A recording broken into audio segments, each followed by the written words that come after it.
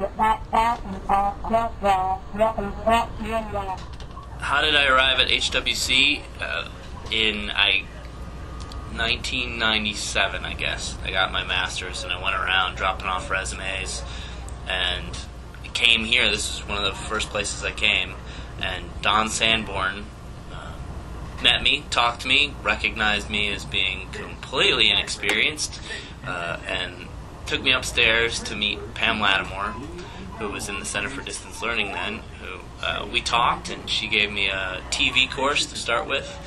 I taught a couple of those, got a straight job at the CTA doing marketing, stopped teaching after a while, and a couple years later they offered me a promotion that I didn't want, and at the same time Columbia called out of nowhere, Columbia College, to offer me a class, a real class, and I hadn't taught one up till then, and I thought, well, that's something I could imagine doing for a long time.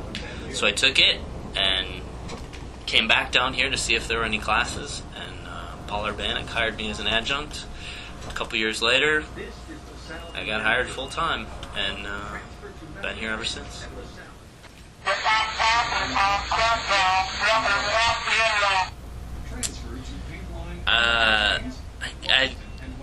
I kept hoping that someone else would do it, basically.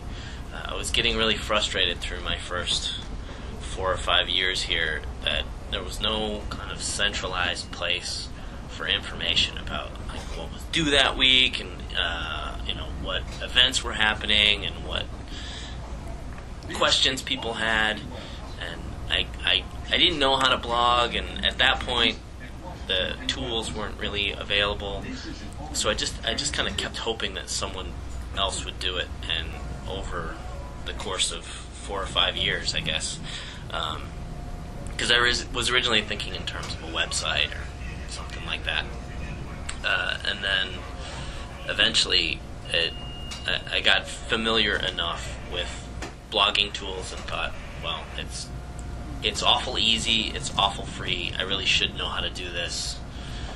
I'm not sure if anyone else is going to do it, so it might as well be me. And it became really kind of a self-development project that I was going to take on at some point. And then I was elected to faculty council, and then I was sort of railroaded by Matt Shevitz into being the secretary.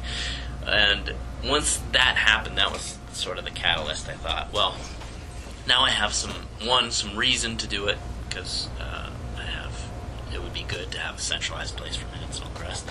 But 2, also I have a kind of cover, so it doesn't just become this goofy project. Like, there's a real purpose to it, and it can do some good for everybody. So I floated the idea to the rest of the faculty council, and they didn't say no, and then it was just figuring out a name, and that was about that.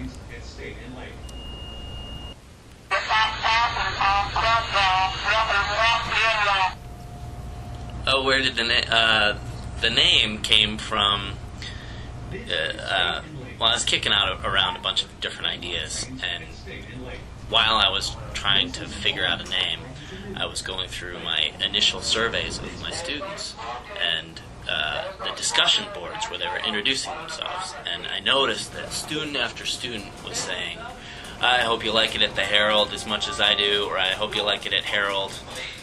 I'm having a great time at Herald, which is not how I ever thought. For me it was always HWC. I never thought of it. Or it was Harold Washington. Where do you teach? Harold Washington. I'd never say Washington College the way they do Truman or Daly. It was always Harold Washington, so people would know.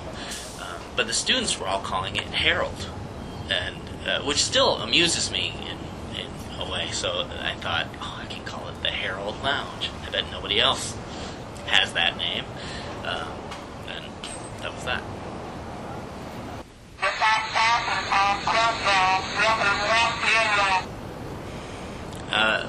The most common question at first was, where do you find the time? Whenever I'd run into somebody, they'd say, where do you find the time to do this? Which I appreciated, but it's time consuming, but it's not that time consuming. The setup is really easy. I can schedule the posts well in advance. The material comes from stuff that I'm reading anyway. I belong to a bunch of listservs and stuff that send education-related articles. I'm interested in them. I'm probably reading more of them now than I was before, which is, from a professional development standpoint, really good. But the time was pretty much all time that I was already doing, that I'd already committed. The additional time is in the writing, and anybody who's ever been on emails with me, I like to write. I like to write long stuff. It's fun for me. It's a way to kind of exercise the life of the mind and philosophical expansions on things. I like it. It's fun. So it's really become a kind of hobby for me in a way to engage with that other part of academic life, which is not just the teaching in the classroom, but also kind of the production of ideas and argumentation. Instead of just thinking them in my own head or thinking them on the train, I get to put them out there and engage with people. And sometimes there's even disagreement, which I really like. So but that question, has kind of fallen away, and in the last 6 months or so, the question I'm most commonly asked is, who is the realist? No, I won't tell. Don't worry, I'm not going to tell. It's our secret.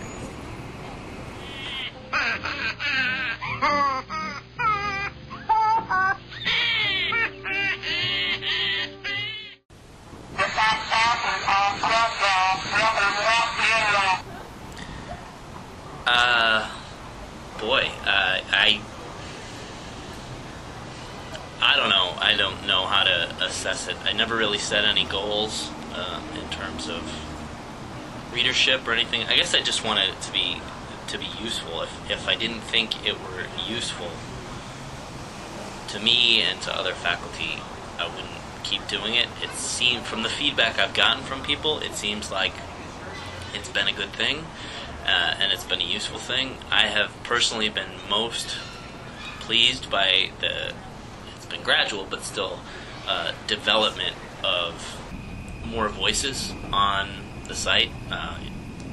Your postings, Realist, and the postings of the other people involved, Chris Sabino and Matt Usner and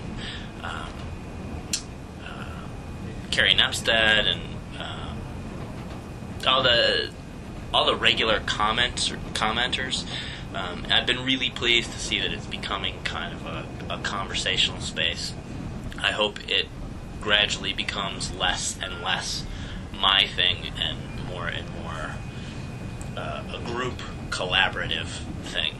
I think it has been over the year. And as long as it keeps moving in that way, I'll be really happy. So I guess if I had any comments to the readers, it would be thanks. I hope you're getting something out of it. If you're not, please say so, and I'll stop doing that, whatever it is. And if you are, then keep rocking it. And at the point whatever point you're ready to jump in and get involved or more involved, please do. It's our space, I hope, and I hope it stays that way.